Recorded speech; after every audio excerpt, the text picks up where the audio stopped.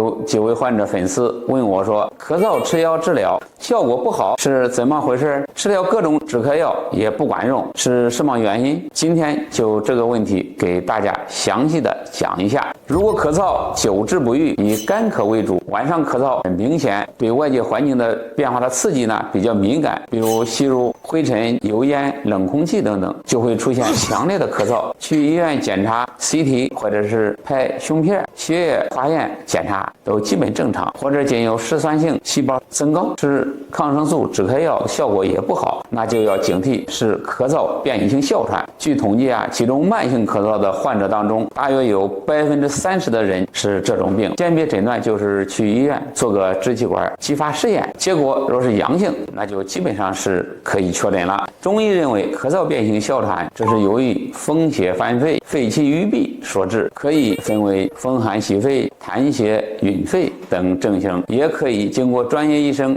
辨证之后，用中药疏风宣肺、止咳平喘，多数呢可以得到明显的缓解，还能有效的防止该病最后发展成典型的哮喘。最后提醒一句，肺喜润恶燥，冬季寒邪燥邪当令，容易出现风寒肃肺、燥邪伤阴、耗伤肺气。如果出现久咳不止，一定要去咨询专业的医生。